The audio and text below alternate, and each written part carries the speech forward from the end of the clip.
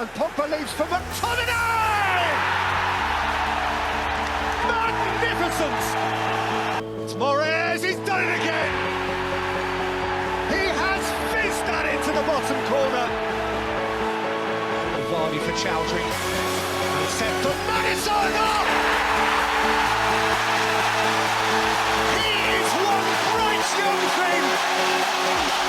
Alisson saw Salah running from his own half, so onside here, Mo Salah. Salah to settle it! In front of the Kop! There's no feeling like that feeling! And now you've got to believe them. You have got to believe them. What's up, guys? Welcome to the fourth episode of the 3PL podcast. Massive thank you to everyone who's tuned in so far. Hopefully we're getting better and better every week. And we're going to start this week with the first game of the fourth week of the Premier League, which was Brighton against Manchester United. I thought this game was just crazy. After last weekend, I thought the goals were going to die down a bit, but the goals just kept flowing. And this game was probably the most entertaining game I've seen in possibly the season, possibly the last 6 months. Just action-packed from start to finish. What did you guys think of this one? Yeah, a really entertaining game. You think on paper it didn't look too exciting. You know, United had a pretty underwhelming performance first match of the season, and then Brighton were looking pretty good. You thought it could be a bit of a stalemate, but Brighton really just impressed right from the very beginning. And I don't think there was a single sort of spell of that game where Brighton didn't look like they were on top. United's goals were almost sort of against the run of play, which is not something you expect to be saying for a game with these two teams involved. Yeah, I definitely agree with that. I thought if anything, I thought Brighton dominated the game. I thought they were considerably the better team. The style of football they brought to the game was really good to watch. And I think they came massively unlucky. One, not to draw, and secondly, not to even win the game. I thought all over the pitch they were better. The only difference being is Man United strikers, when they get the opportunities, they were taking them, and they were very clinical in the match. Mad game, brilliant way to start the Premier League, and what a season we're having so far. Yeah, it really was a crazy game, and the first half especially, where Brighton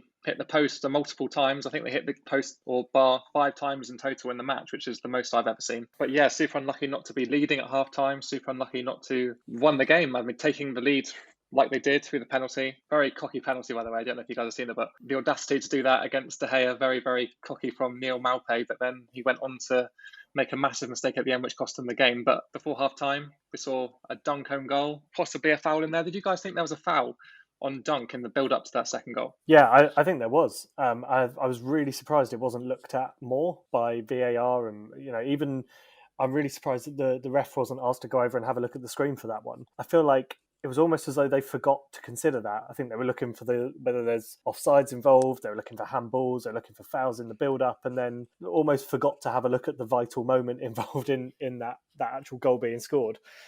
Extraordinary that it wasn't picked up, really, when you consider some of the things that have been ruled out that really shouldn't have been. Something like that you'd think would be an easy decision to make, but clearly not.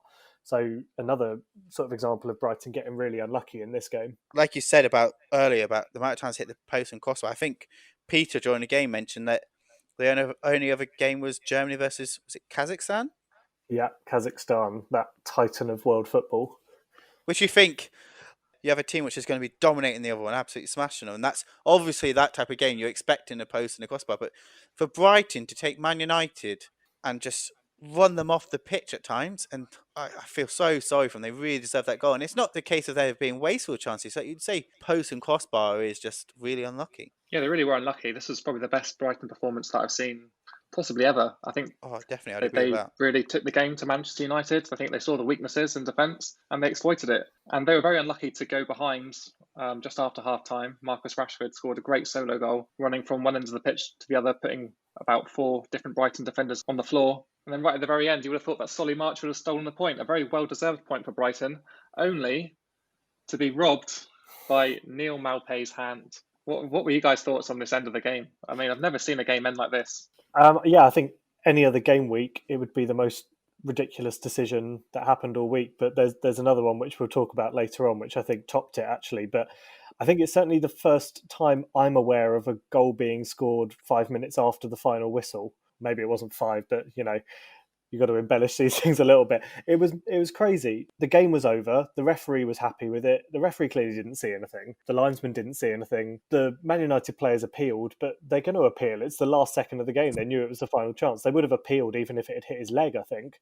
VAR looks at it and gives the penalty. Okay, yes, important to make the distinction that it's not the fault of VAR that this is given, that it's the handball law that means that this goal gets given. The rules that state that if the arm is above the body and the ball hits the arm, that should be given. So technically, yes, it was the correct decision, but it's not.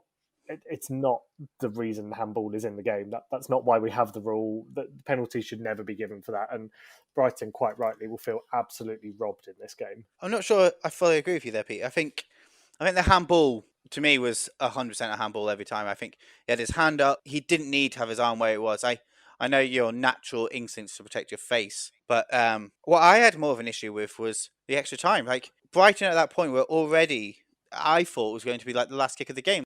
After their goal went in, I was like certain that the whistle was pretty much going to blow straight away. And then we had I think it went on to like 98, 99, maybe even 110 minutes of the game altogether. So I don't see where that extra time came from. Either way, the match went on for an extra 10 minutes and just long enough for Manchester United to win a penalty. And I think I side on Angus's side here that it should have been a penalty. I think Malpe's hand was clearly extended above his head. It didn't need to be there. And there's someone on the line as well. So if they'd let the header play out, then, March would have cleared it off the line and they would have secured a point. So unlucky for Brighton in the end, but you have to say that decision at the end from Malpe was a little bit naive. Moving on to the Crystal Palace-Everton game, I think we've got more of what I think we're all expecting to come in at the game. Everton were really impressive again. Yeah, I mean, Everton have continued their momentum from week one, really. They haven't stopped. They've looked good in every game they've played, and this was another example of that. Yeah, a really complete performance against a fairly decent-looking Crystal Palace side this season. They didn't back down. They didn't get walked over. They only lost the game 2-1, and they were in the game for large parts of it. And there was a handball decision in this game, which you could argue was probably the most contentious one of the weekend. But generally, just really, really impressive from Everton. They've got 100% records at the expense of Crystal Palace's, and you look at the form they've got going at the moment and the fixtures they've got coming up, they could easily keep this going for a while, yeah. I think from Crystal Palace's point of view, they'll be disappointed not to have got any points from this game, but there's still positives to take from it. It was another really sort of solid-looking performance from them defensively. Yes, they conceded 2 goals, but they were 2 very, very slick moves that sort of got Everton in to score them, especially the first one that Calvert-Lewin scored, the sort of no-look first-time pass from James Rodriguez through to set up the pass into him was like world class. It really was. It's a real sort of sign of what he can do and what I think he will do for Everton over the season. But going back to Palace, really, again, a solid, organised, structured performance. They look like they've really clicked this season, got themselves defensively set up well, the midfield helping out the defence when they need to, and obviously using the pace of Zaha and Ayew to push forwards when they can and try and get those goals. They'll look at it and think, actually, considering that Everton had scored 5 goals in each of their last 2 games coming into this match, they'll be quite pleased to have only conceded 2 and continued their sort of solid-looking start to the season. James Rodriguez, I think we could be looking at a potential PFA Player of the Year. Like, the way he started this season has been incredible. He's influencing the game in a way which I never would have expected. Often, especially South American players, they come over and they struggle to transition into the way the Premier League's played. But he's been so influential in all the games. And if there's a few key injuries to players like Kevin De Bruyne, Mo Salah, Mane, I think we could really be looking at a player who could be up there, definitely challenging to be the best player in the league. I know it's crazy to say, but Carlo, what a manager he is. And he's starting to build a really strong, interesting team to watch. Yeah, it might be a bit of a long shot to see Everton as title contenders this season, but a team that really should be contending for the title this season is Chelsea, who are at West Brom this weekend. However, they didn't look like title contenders. 3-0 down at half-time to a West Brom side who hadn't really looked dangerous at all this season, and they only managed to scrape a draw in the last minute. So, very ropey game from Chelsea, all round. Mistakes from key players, lack of creativity going forward, and just a real sense of disappointment, I guess, considering the expectations at the start of the season. I think I should probably sort of own up to the fact that at the start of this podcast, episode 1, I may have tipped Chelsea for the title. I'd like to sincerely apologise for my error of judgment in making that prediction. If they carry on performing like they did in this game, they're going to be nowhere near. They just, first half, West Brom just tore them apart. And okay, yes, it was a game of two halves, to use that old cliche, but Chelsea were a lot more organised, a lot more impressive second half. What really surprised me, and I thought was a real sort of interesting thing to see, was the fact that the players that rescued Chelsea and got them out of this were three of their sort of homegrown young talents. After they splashed the cash this summer, Thiago Silva made a mistake leading to one of the goals, and then Mason Mount, Hudson-Odoi, and Tammy Abraham go and score the goals that ended up getting them the point. So those are the players really that Lampard relied on in his first season there to get him to where he did. Maybe he should have stuck with them rather than splashing the cash this summer on players that haven't really performed yet. Yeah, I definitely agree with you on that, Peter. Like, I think I mentioned last week, I thought it was a bit of a shame that we had players like Hudson-Odoi who's going to be missing out. And I think we're starting to see the influence of having your local players, the players who love the club and have grown up with the club, and the impact they can have. I know it's early on in the season and there's going to be a lot of time for Chelsea to gel, but I do worry for Frank. He's spent an incredible amount of money in this transfer window, and the performances so far are not even close to scratch. Like, it's been appalling at times. Like, they're not looking that offensively good, and defensively they've looked like a joke at times. Christensen has been found out in the Liverpool game. This game he looked suspect at the back. Silva was just appalling. And I do wonder, at 36 years old, coming into the Premier League from the French League, which, let's be honest, is considerably easier. I think probably easier than the Championship in terms of what you're having to contend with defensively, apart from teams like Lyon. There's not many in there which are really going to be putting him under that much strain, especially playing for the team like PSG.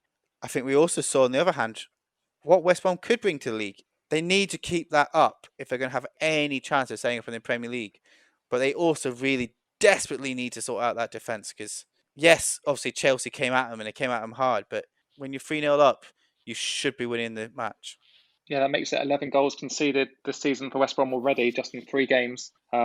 Worst goal difference in the league by a long way. Yeah, I mean, when you're 3-0 up at half time, you should never be dropping points. So I think West Brom will definitely regret maybe lapses of concentration in the second half. Chelsea played with much more tempo and much improvement in the second half, so they earned their point. But Chelsea have a lot of issues they need to work out going forwards.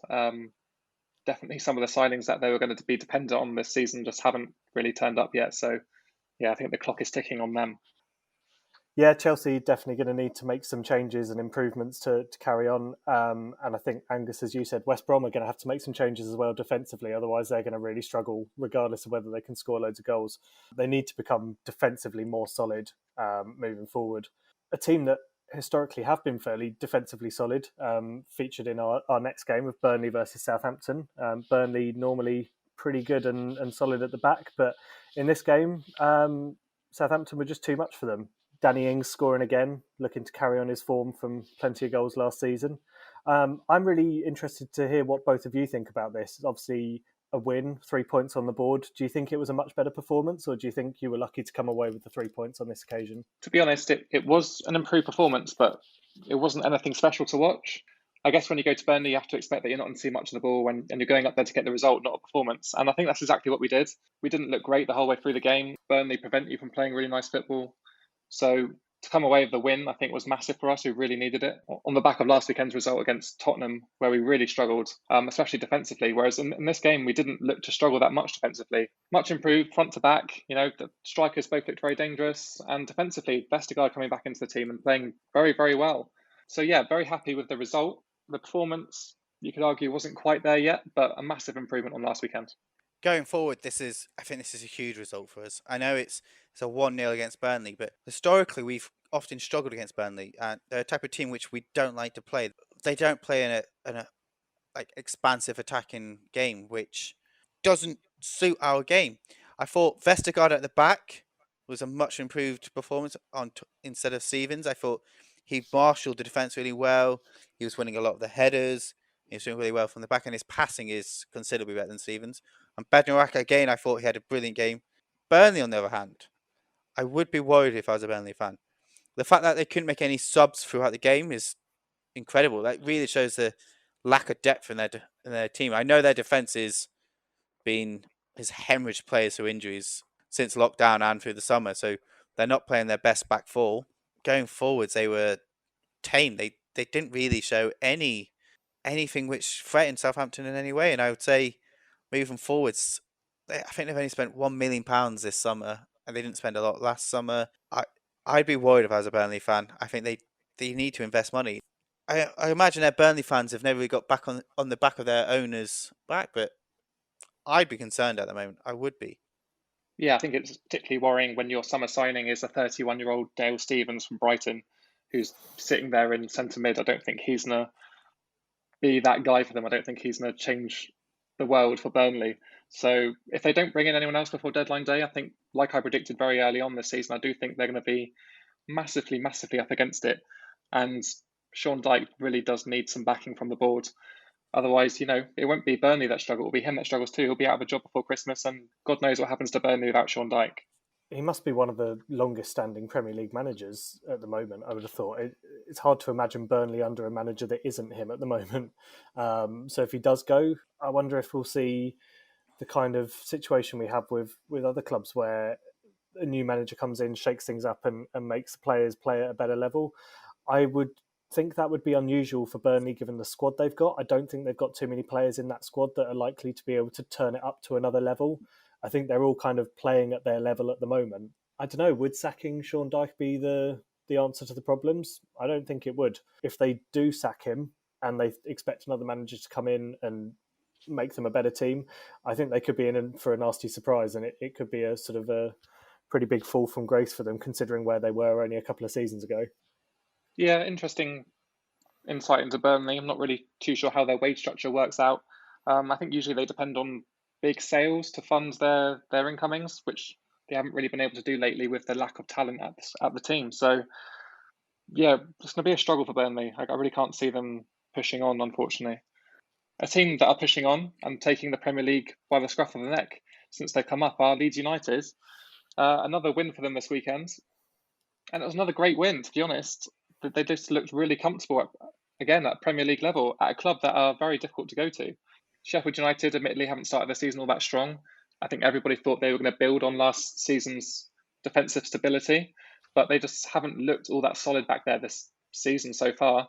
And Leeds were just about able to exploit it with a very, very late goal from Patrick Bamford. But in general, this performance from Leeds, I think, just shows they're no pushover. I don't think anybody thought they were a pushover anyway, but this proves to, I guess, every other team in the Premier League that you're not just going to get an easy win against Leeds United. And yeah, credit to Bielsa and credit to the way he set up the team, because right now they look like one of the most drilled and efficient teams in the Premier League. Yeah, really a completely different win, really, for Leeds than what we saw last week. There's another goal fest from them last week, and then this time they get a late last-minute 1-0 win. That's going to be more the kind of performance that realistically is going to get them through the season. The 7-goal thrillers every week is not a sustainable way to survive in the Premier League, as much as we'd all love it if it was.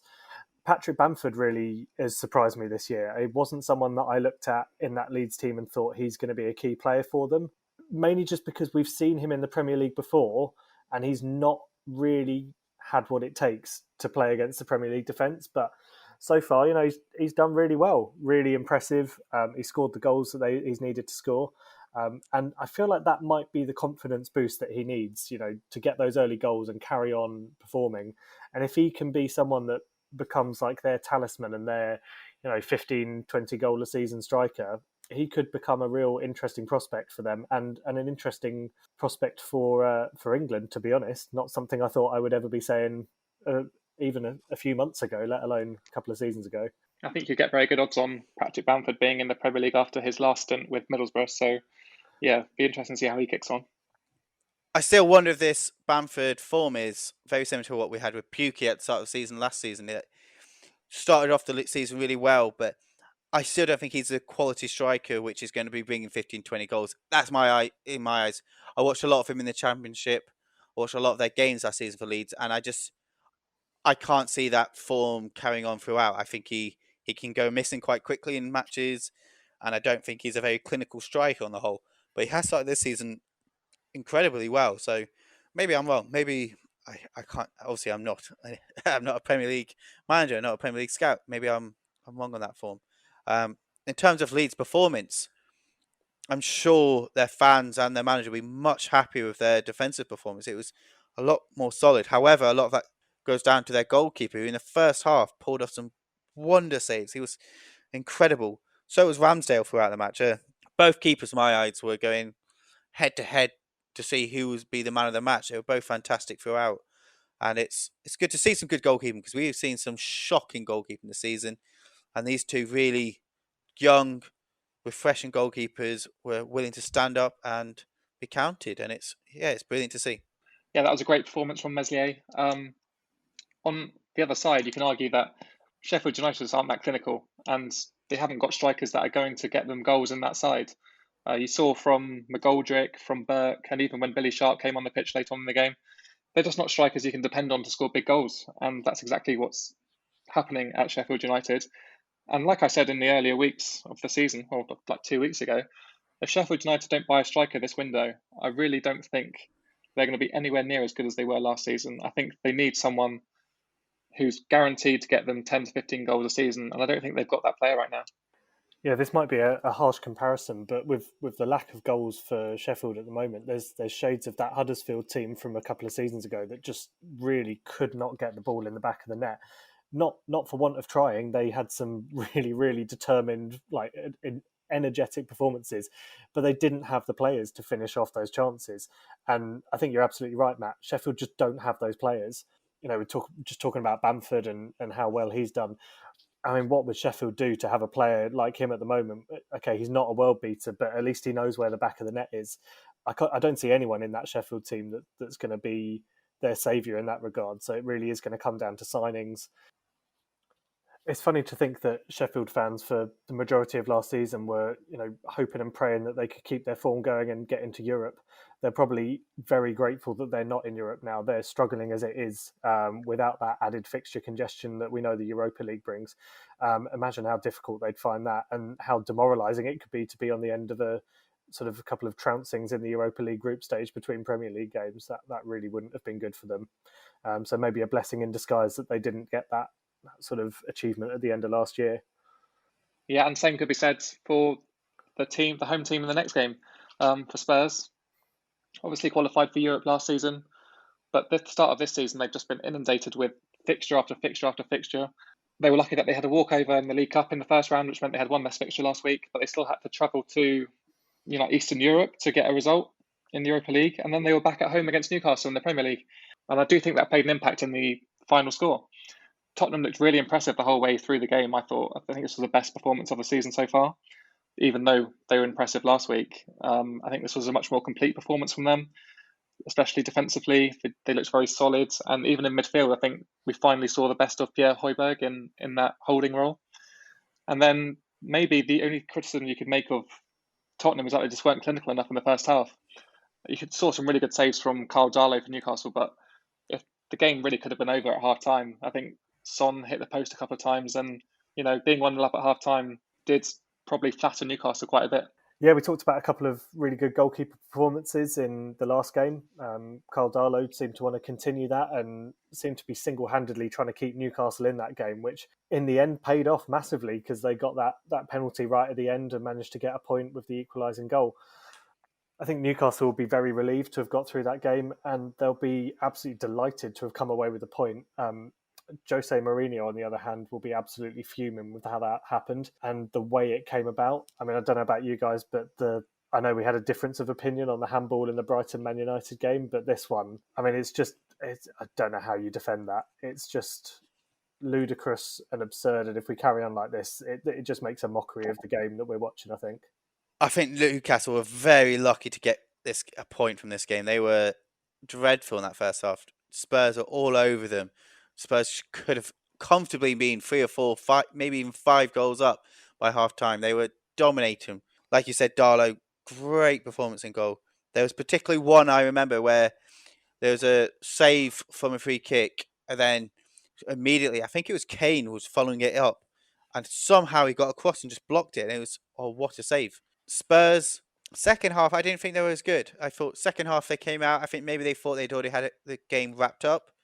They took their foot off the pedal. They should have gone out looking for that second goal, finish that game off, and agree. That handball, again, we spoke about a little bit about it last week, about where players are getting punished for a handball when they're in the box on both sides. You can't You can't be giving a handball there. You can't. His arms were next to him. It clearly wasn't intentional. And you are taking. I think it's out the spirit of the game. I think it's if you're doing that. I think you're going to have players who are going to be looking for the hand. They're going to be kicking the ball out of the hand, just hoping for the best. They're not going to be looking to get a goal. They're just going to be looking to get that penalty. Definitely the worst call of the season so far, I'd say. I know the rule's been brought in for this exact reason, to try and maybe clamp down on players using hands in the box. But when a ball hits a player's hand who has no intention of trying to use their hand to defend against the shot or the ball, it just makes a mockery of the handball rule, really, because the handball rule was brought in to prevent players from using their hands deliberately to prevent goals.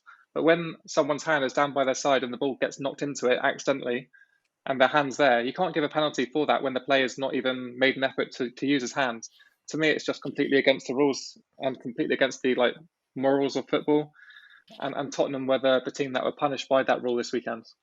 I think, especially in this scenario, he wasn't even facing the ball when it hit him. Like, how on earth can that be a punishable offence that costs a team a victory in a game? It just doesn't make any sense. And the sooner that law gets an amendment and sorted out, the better, because it's just, we're going to see so many penalties this season if we carry on the way we are. Yeah, unfortunately, I think we've come too far now to change the rule this season, at least. Maybe it'll get reverted back to what it was next season. But for this season, I mean, they can't change it now. Always teams that have been punished by it so far will be justified in complaining about when other occurrences might not get given in future games. So, yeah, it's very harsh on Tottenham on this occasion. Like we saw this week, I know that they weren't handballs, but the amount we got in the Man City game between Leicester, we had penalty after penalty, and we've seen so many already. And with no fans in the stadium, the pressure on the players considerably less. And I think we're going to see a much higher goal percentage from penalties. Yeah, I think so far there have been maybe 8 penalties given this season through handballs, and I think over the course of the entire of last season there were about 30. So you can tell already that it's going to be way over what happened last season just because of this rule being changed. So all the arguments that I've seen against this handball change this season, I mean, seem completely justified to me. Having previously mentioned already the 3 penalties which were in the Leicester game, probably is a good time for us to move on to that match. What a almost say shock result.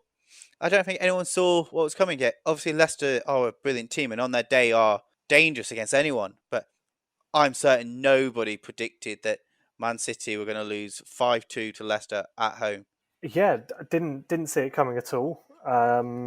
Leicester have proven me wrong in every single game they've played this season. I was quite critical of them in the first sort of pre-season podcast that we did, talking about their lack of signings, and they've just sort of shown exactly why they maybe didn't need to make many signings. The team that they've got are playing really well. They seem to be gelling exactly like you'd expect them to.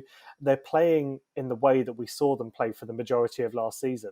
They seem to have got over whatever it was that caused them to dip off towards the end of the season, and they've come out of the blocks flying. If they carry on like this, it wouldn't be too crazy to say we'd see them pushing to stay up the top near the Premier League winning position for quite a long part of this season. Yeah, it's difficult to say whether this performance was Leicester City playing well or Manchester City playing badly. I think it was a combination of both in the end. But obviously, Manchester City took the lead with a really, really well taken goal from Mahrez. I think it was the goal of the weekend for me. But then for Leicester to bounce back the way they did and score 4 goals past Manchester City without any reply shows a lot about Leicester City as a team, I guess. That they're really together. I think they've had this group of players minus 1 or 2. I think Castagne is the only summer signing that started the game. Just a very, very well gelled unit, and I think they all know what they're doing in that squad, role-wise. And you could probably argue that Manchester City are suffering from the opposite of that. Too many players who don't really know what they're doing in the team, what their role is. Lots of injuries, admittedly, without a striker. They're having to play Raheem Sterling on his own up front, and I don't think he's particularly well suited to that role. Manchester City just didn't deal well with what Leicester brought to the table in this game. And yeah, Leicester fully exploited everything that Manchester City tried to do or throw at them. And the particularly high line that Manchester City were playing meant that Leicester could get in pretty much free will. And they did it 5 times in this game, which was pretty amazing to see from a Pep Guardiola defence. Yeah, interesting what you said about Sterling. I mean, obviously he's scored a huge number of goals last season, had his best season of his career so far. So you'd think, well, City without a striker naturally makes sense to put him there. But then if you actually look at where a lot of his goals come from, the majority of the time it's either him cutting in from the wing or he's at the back post waiting for a ball to be passed across by somebody else, where he's drifted in from the wing and is in that position. That sort of standard Pep Guardiola goal, where the sort of the ball comes fizzed across and is tapped in at the far post. He's been brilliant for them on those. Playing as a striker, there's a lot more responsibility on him to make the move start from the beginning, and I'm not sure that's necessarily what he's best at. So City could really struggle if they're not able to get their two strikers fit anytime soon. Again, we saw the fragility of that Man City's defence. I think, the way they were tackling, especially when they got to the box, it strung on a little bit of almost arrogance. They almost felt like they had to make the ball. There was times where it was maybe arrogance or naivety. They didn't think about, oh no, I should just marshal this player out. They were going too aggressive, trying to win the ball when they were behind the player, or putting hands on them when they just stupidity. Walker at fault, Mendy at fault. I think Garcia's at fault for the other one. The only player out of the back four was Nathan Ake, their newest player. Yes, again, they've spent a ton of money this transfer window on defence.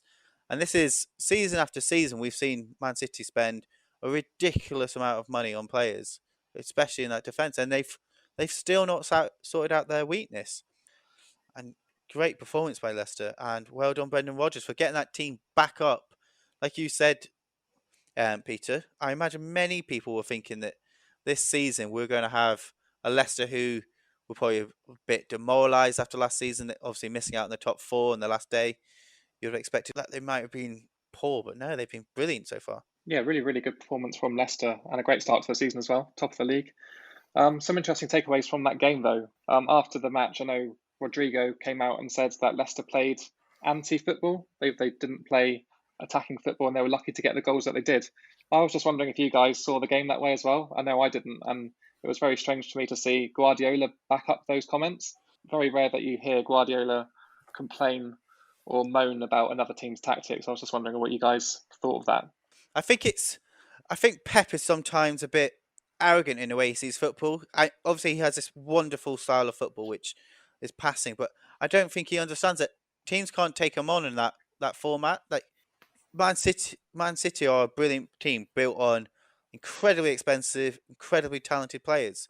Leicester can't take them head to head on that way. They have to play to their style of football. They have to play counter-attacking football, which they did, and they did it wonderfully. I can't see how you can say that a team which has scored 5 goals, how you can say they're anti-football. I thought they scored 2 brilliant goals and 3 penalties. It's not their fault that Man City were appalling at the back. I think Rodrigo and Pep need to stop making excuses and look at themselves, because this is why last season they didn't win the league, and this is why I don't think they're going to win the league this season. Yeah, completely agree with everything you said. It almost seemed a bit childish, to be honest, almost like couldn't accept the fact that they'd lost and had to find a way to sort of disparage their opponents, rather than just being sportsmen about it and saying, you know what, they were the better team on the day, which they were. City just didn't do what they had to do to win. And I think to concede 5 goals and then say that the other team played anti-football is quite something. It's extraordinary as far as I'm concerned. Yeah, two other interesting facts from this game as well is that Leicester became the first team to score 5 goals against a Pep Guardiola coach side in a league game.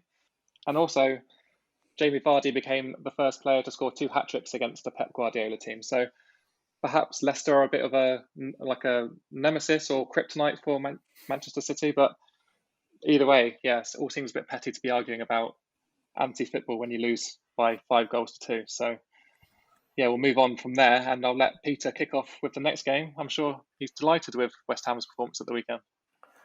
Yeah, what a performance that was. I mean, I certainly didn't see it coming. I don't think anybody saw it coming.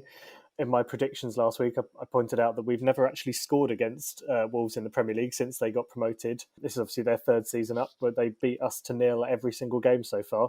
4-0. I mean, I don't know what odds you could have got on that before, but it certainly would have made you plenty of money if you'd put some money on it yourself. So maybe I should start putting money on us to do that more often, just in case.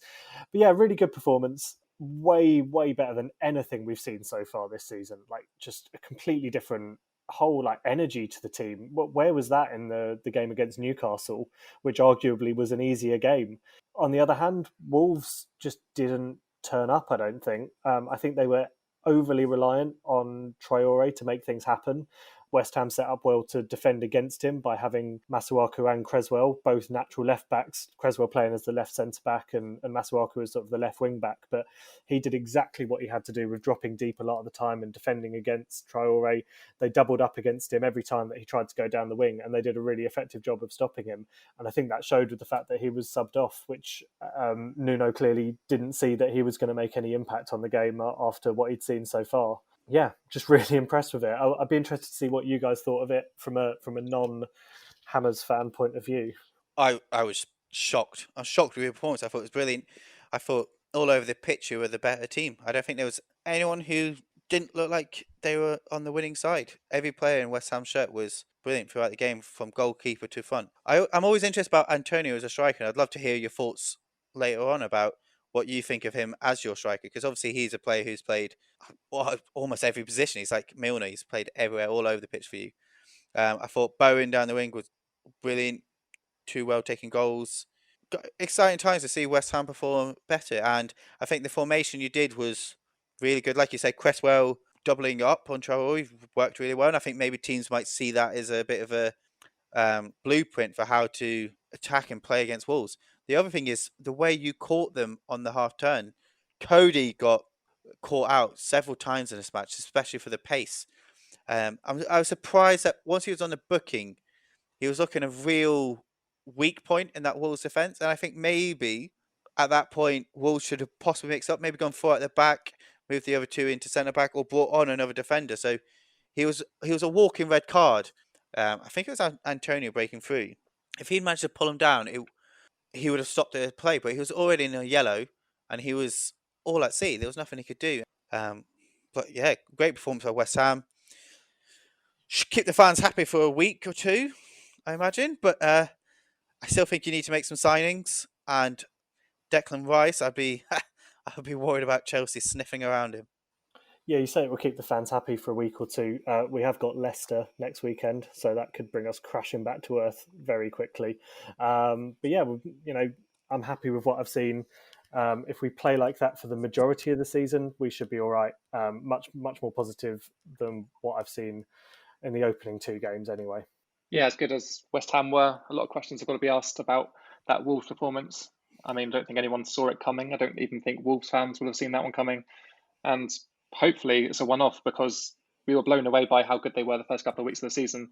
So to churn in a performance like that against a subpar West Ham team, especially from what they showed in the first 2 games of the season, very surprising result, but equally fair play to West Ham for really seizing the game and taking the 3 points.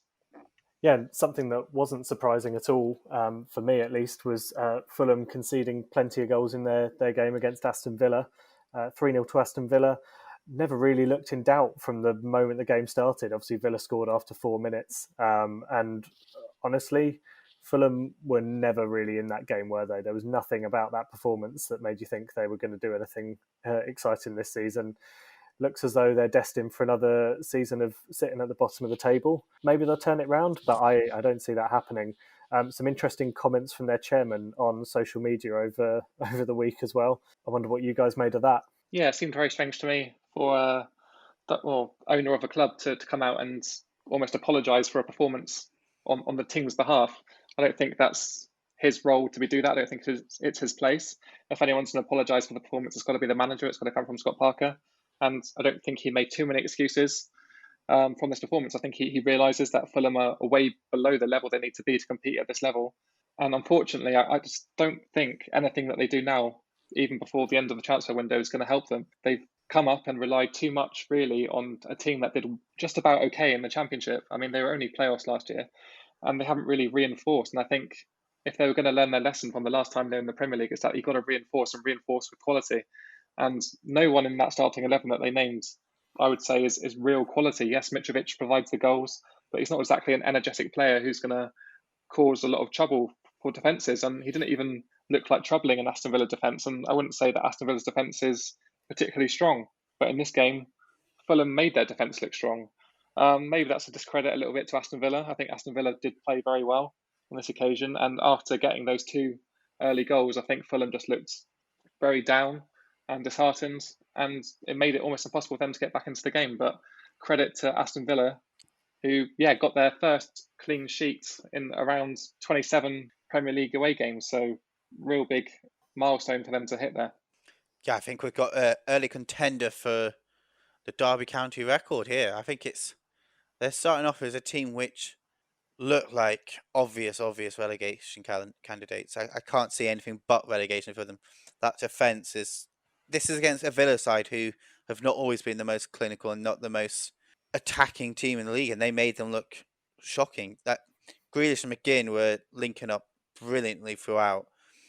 I think McGinn coming back, obviously last season injured for most of it, coming back this season being fit is going to make a huge difference in the middle of that park for Villa. And also we know what Jack Grealish brings to that team, and the fact that they've managed to sign him on for a longer contract adds a bit more stability to their team.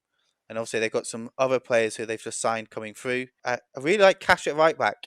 I didn't really know much about him before this season, but both times I've watched Villa now, he looks really good, really nice, offensively good right back, but also defensively looks pretty solid.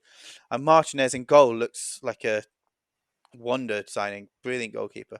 You could argue that Aston Villa probably had the best transfer window of anyone in the off-season. I know Chelsea signed some high-profile players, but in terms of how they bedded in and started playing straight away, I think Aston Villa are definitely lead candidates for that one. And one of the things that was most poignant to me over the weekend is that Jamie Carragher came out and said that he's more certain of Fulham going down than Liverpool winning the league, and he's a Scouser, so he must be pretty certain of that one, as we all are, I think, at this point. Yeah, then moving on to the last game of the weekend on Monday night, which saw Liverpool take on Arsenal. I was somewhat surprised by this game, actually. I must admit, I made a very outlandish prediction in that I thought Arsenal might get something at Liverpool.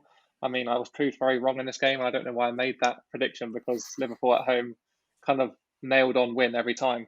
And that's kind of how it looked in this game. Although the first 25 minutes, they were somewhat rocky. And yeah, they looked dangerous. And Arsenal were fortunate to get a very lucky goal on the break. But when they were behind, I kind of thought, are Liverpool going to get out of this one? I thought Arsenal might have done a better job trying to back up that lead that they took. But after they conceded that goal to Arsenal, they just came on leaps and bounds. And in the end, they looked pretty unplayable.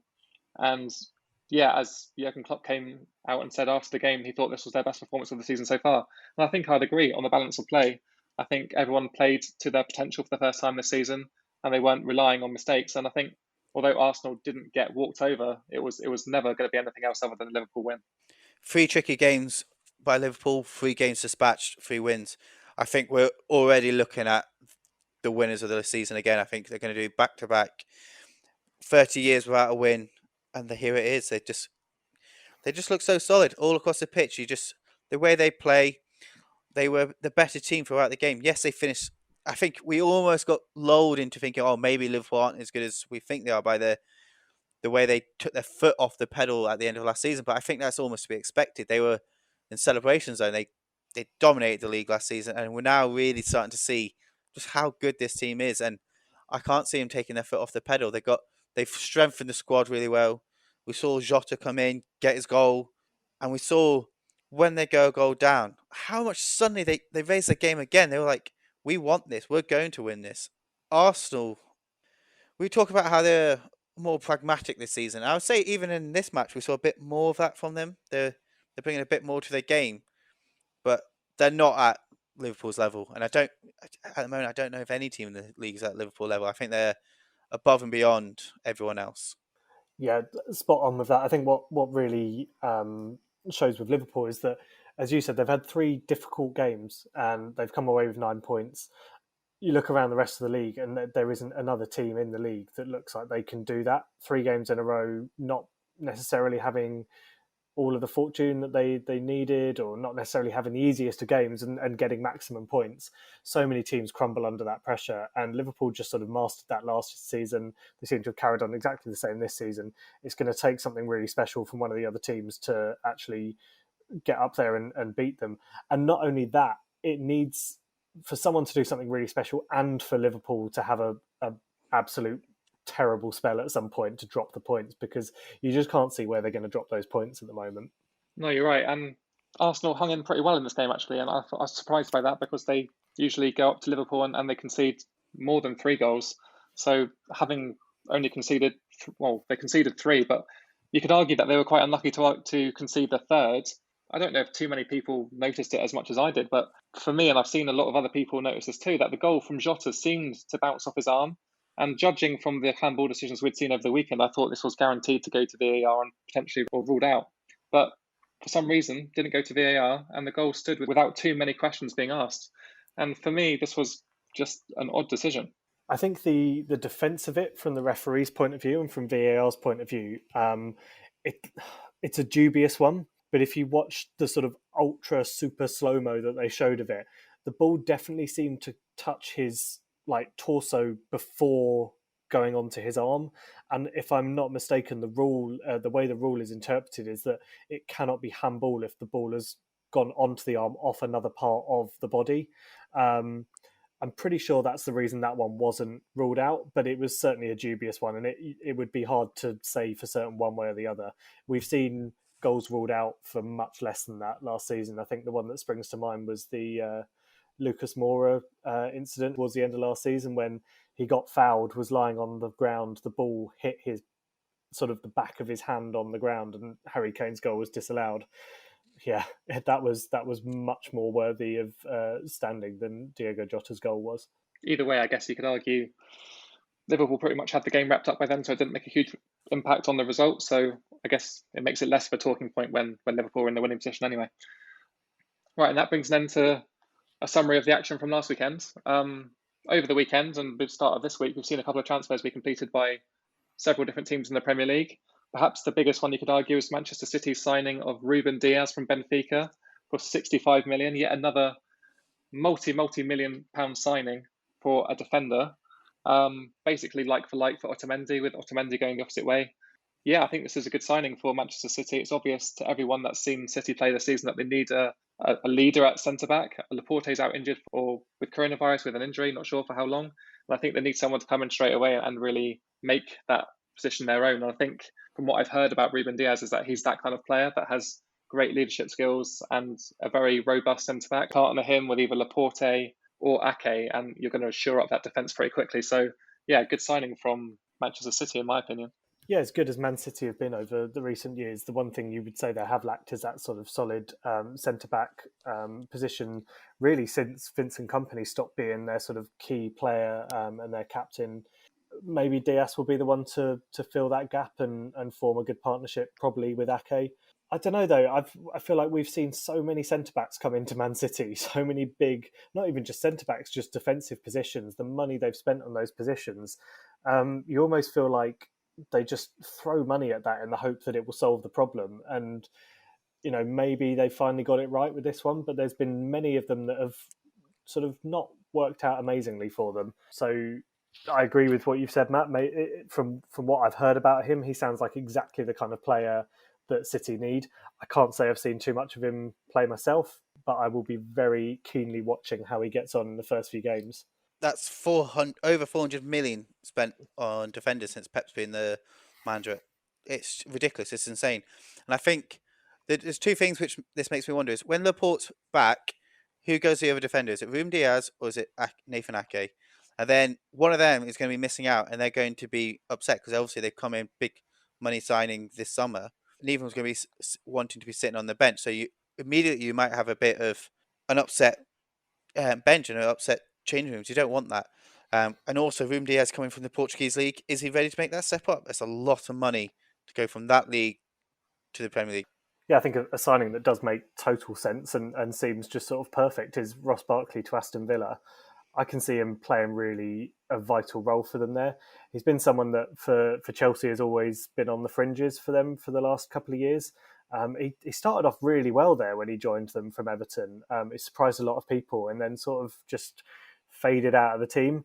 He's the kind of player who definitely needs play time. He needs to play consistently in the matches in one position that he can make his own. And I feel like Villa's the perfect place for him to do that. Yes, they've made some good signings already, but I feel like this could be one of their most important.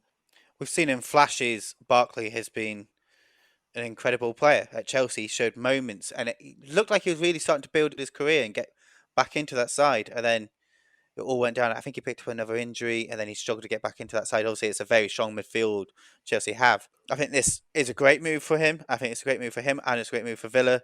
That midfield is starting to look really good and very creative. Barkley, McGinn and Grealish. It'll be interesting to see how they're going to change their formation to fit them all in. But he needs to perform so he can get into the England squad, I think, for the Euros. Yeah, just building on what I said earlier on, this signing just adds to the great business that Aston Villa have done this summer. I mean, really, really good calibre players for a team that struggled against relegation last year. And you can only really see them going up from here, which is great to see. Two teams that have been equally impressive so far this season are Everton and Leicester, both sitting in the top four in the Premier League at the moment. And it makes you wonder, I guess, even though it's early on, whether these two teams are the real deal, whether they are title contenders this season. I know for me, I never saw either of them in my title picture at the start of the season. But from the first three performances from both clubs, you could definitely argue that they're going to be up there this season. Yeah, Leicester looking on fire, shades of the season that they won the title. I don't think they'll go quite that far this year, just because of the level of competition around them, but they're looking great. Everton, likewise, have shown some really, really great signs early on. They're just scoring so many goals. Actually, speaking of that, they've demolished my side this evening in the League Cup. 4-1, they've beaten West Ham with another 3 goals from Calvert-Lewin, who seems to be becoming their sort of real star player. Angus, you made a really good point in one of the early episodes that Everton seem to have a great team, but they're a couple of injuries away from maybe a bit more of a tough time. And we've potentially seen that with a bit of news that we've seen from the match this evening, that both Richarlison and Alan have gone off with potentially quite bad-looking injuries. Angus, what do you think? Do you reckon that could be what you were predicting, something that could potentially derail their really early signs of promise? It definitely with Carlson going out. I think that's a huge loss for him. He's that front three been performing really well this season, and to be missing one of them, and I think he's the one who he really spreads the game. He's got pace. He widens the pitch. He creates gaps and spaces for the Rodriguez to work in and to create those wonderful passing moves he does. Missing out on him could really affect the way Everton play and might derail their season, like you say. Like I do worry for them if they pick up any more. Yeah, in which case you can make a real strong argument for Leicester being one of those two teams to push on and potentially title challenge. They've got experience from it. They've won the league recently, at least within the last 10 years. And that's something that Everton have just never been able to compete with on the pitch. So I do think Leicester are in a great position to maybe make a title challenge this year if they remain injury-free, which we've seen tonight can just change at the snap of your fingers. So hopefully for Leicester's sake and for Everton's sake that these injuries aren't serious and that they don't dictate what's going to happen to these teams for the rest of the season. So yeah, moving on to what should be another exciting weekend of football, hopefully, if the last 2 weekends have got anything to go by. We're going to do some predictions and hopefully for Matt's sake, he might get a few more accurate this time than he has been so far. So Matt, why don't you kick us off with the first one? Chelsea Crystal Palace. How do you see this one going? No pressure then. I guess I need to put in an improved performance this week. I mean, last week was abysmal. I don't know why I thought Arsenal would get anything at Anfield. But anyway, on to Chelsea Palace. A big game for both teams. Chelsea really need to improve to provide some evidence that they're going to be title challengers this season, whereas Palace just need to pick themselves up from a narrow defeat against Everton. I don't think they've got too much to worry about, really, in terms of how their season's going so far. But in this match, Chelsea definitely need a result more than Palace do. And for that reason, I do think they're going to be able to get a result. Yes, they lost in the Cup in the week against Tottenham, but I do think they'll win this game. And I think they might put a few goals past Palace, actually. So I'm going to go for a 3-1 Chelsea win. I can see Palace managing to hold on to this game. I think it's going to be a 1-1 in my eyes. I think Chelsea not quite hit form yet. Palace have been dogged in defence, performing quite well on the break. Zaha's had a really good start to the season. I think 1-1 in this game for me. So interestingly, we're all going to go for slightly different results here. I actually think Palace could nick this one. Chelsea have looked really fragile from what I've seen. If Palace play the way they have been, where they sit deep and hit on the counter-attack, I could see them keeping a clean sheet against Chelsea. I'm going to go for 1-0 to Palace in this. My main thought on this game is I just really hope that Chelsea don't wear their third kit. Otherwise, this could get really confusing. You would think that's unlikely with Chelsea being at home, but yeah, that kit is horrendous. Right, so next up, we got Everton versus Brighton. Everton, probably the star performance this season so far, looked really bright in all their league games. Admittedly, they've now got some injuries which they might have to manage, but you would think that they probably have the reinforcements on the bench to probably maintain the momentum. Yeah, Brighton will probably be reeling a little bit from the Manchester United result. They've now lost twice to Manchester United this week, and they'll have to pick themselves up a little bit from that one.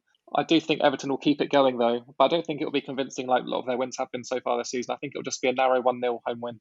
I actually think with this game could be where if Everton are going to show a sign of weakness, I think it could be this game where they've got a team coming up against them, Brighton, who are going to be, they're going to be hurting from what happened to them at Man United. They're going to want to come away from the next game feeling a lot more positive and not leaving it down to those last minute chances. I've been really impressed with Brighton, actually, especially with the influence Trossard has had on their game.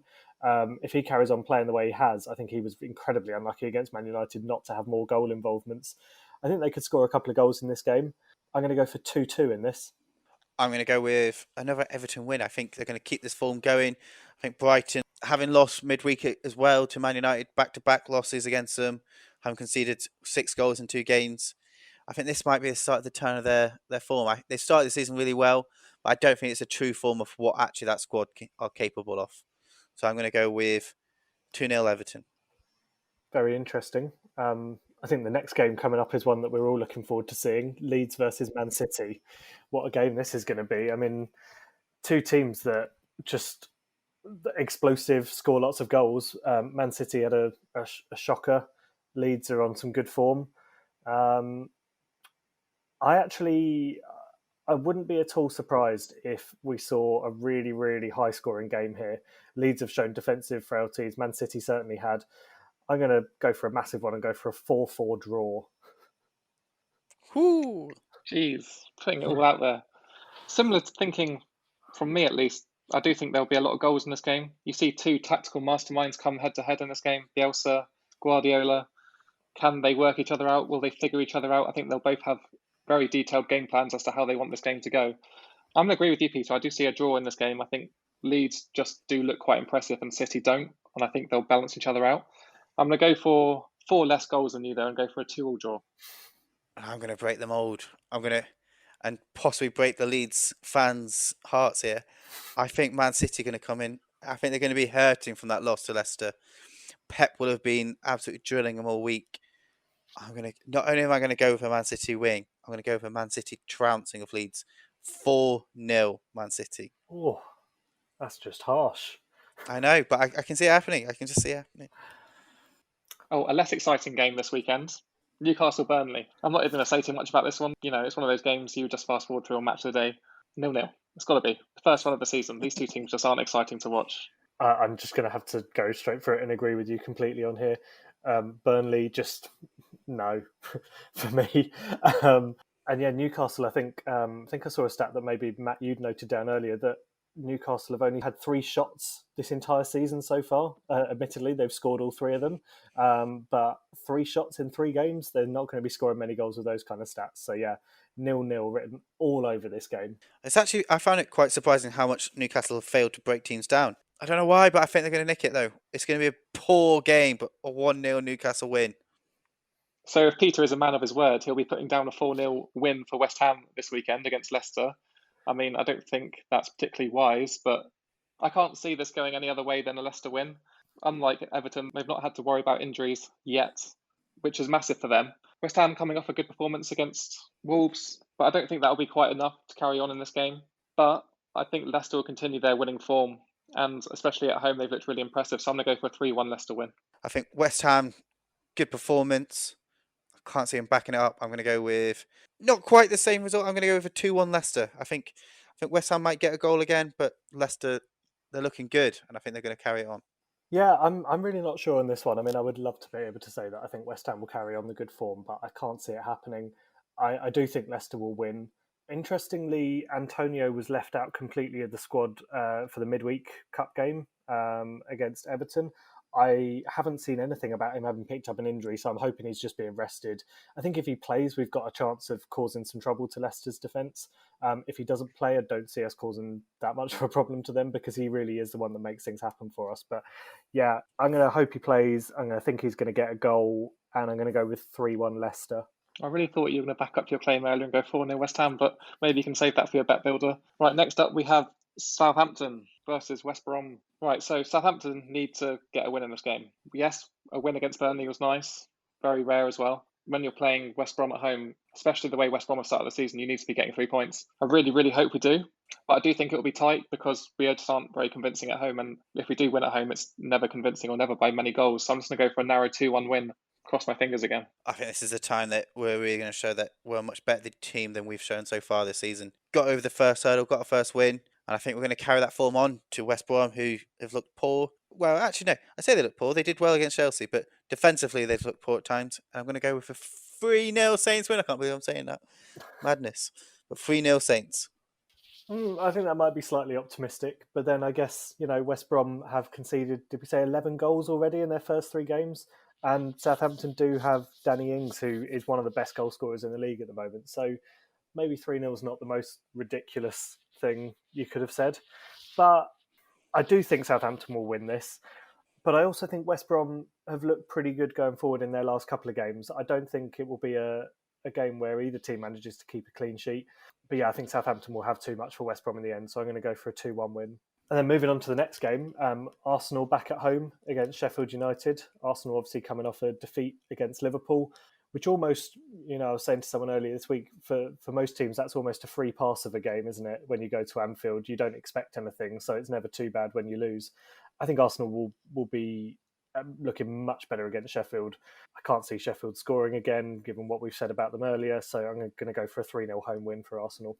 Literally just a mirror of everything you just said. Arsenal started the season really well. We're never going to get anything against Liverpool. They'll be back to winning ways at the Emirates. So yeah, 3-0 Arsenal. Can't argue with that. Yeah, it's very difficult to argue against anything but an Arsenal win in this match. I can't see them scoring 3. I think Sheffield United, usually defensively quite solid. I wouldn't be shocked with a 2-0 Arsenal win. Another team that will probably struggle for goals this weekend are Fulham. They travel to Wolves. Wolves have been really impressive up until last weekend against West Ham. Not quite sure what happened there, but they'll be looking to put that in their rearview mirror this weekend. Fulham just haven't shown me anything this season so far. Can't see them scoring a goal. And surely Wolves have got to go back to basics this weekend and just try to feed Raul Jimenez and hope he provides the 3 points. And I think he will. I'm just going to go for a 2-0 Wolves win. I think I can see even more goals than that. I think Fulham have been poor at defence. If Villa can get 3 past them, Wolves, one of the best attacking teams in the league, 5-0. See, I'm actually going to go with something very similar. I was going to go with 4-0. I think if you're someone that plays Fantasy Premier League, get that captain chip on Jimenez straight away. I think that seems to be the tactic for a lot of people, captain whoever's playing against Fulham. So I think, Jimenez is going to have a field day against them. And also Traore, I think he'll be frustrated after the way he was kept at bay by West Ham. And I think Fulham are the kind of team that he'll absolutely love tearing to pieces. So can see them getting plenty of goals, 4-0 to Wolves. Coming up to probably the game of the weekend, I reckon, the Man United Spurs game. On paper, the two biggest names to be playing each other. Interesting one, hard to predict, I'd say. Really hard to predict. Neither team have been really bang on form this season. Goals draw though, 2-2. Yeah, well, Jose Mourinho beat one of his former employers already this week in the Cup against Chelsea, and now he comes up against Man United. You just know with him that he absolutely revels in these games. He knows that the cameras are going to be on him and that every move he makes is going to be watched. I do sometimes wonder that maybe detracts against his sort of attention to the game and his commitment to it. He's certainly got that side to him. I've got to agree with Angus, unfortunately, as much as I hate agreeing. It's got a draw written all over this game. Neither team looking particularly convincing. I'm going to go for a 1-1 though. And for the full house, I'm going to go for a 1-1 draw as well. I think United and Tottenham, neither have started this season in great form. Tottenham arguably have started a lot better than Manchester United. Manchester United surely need to put an end to their bad form this weekend. But I don't think they can beat Tottenham, unfortunately. Tottenham will be weakened in that Son is injured for this game. And I think they depended on him a lot in the opening couple of weeks. But yeah, a 1-1 draw just makes sense in my head, so I'm going to stick with that. Finally, the last game of the weekend sees Aston Villa host Liverpool. Yeah, very big game for both teams. Liverpool look to make it 4 on the bounce, and Villa will look to build on their really impressive performance against Fulham. Unfortunately, I don't think Villa have improved enough to compete with Liverpool. Liverpool almost look better than last season. They just do look very, very dangerous going forward, and I think defensively they'll get stronger and stronger week on week. I think Villa might nick a goal actually in this game though, but I do think Liverpool will be way too strong, and I'm going to go for a 4-1 Liverpool win. anyone who can bet against Liverpool winning this match, you need to put your money on it because you're going to get some great odds on it.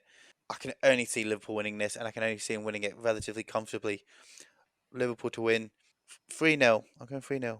Yeah, and as much as I'd love to break the mould, I can't see anything other than a Liverpool win. I don't think it's going to be as convincing as you've both gone for. I think 2-0 is as far as they'll get. Villa have made some big improvements. I think they'll set up very defensively. I think it'll be one of those games where Liverpool will have 80% of the ball probably over the match.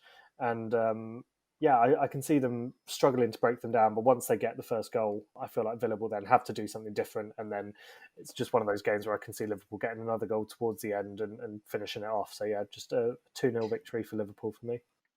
All right, and that brings an end to another 3PL podcast.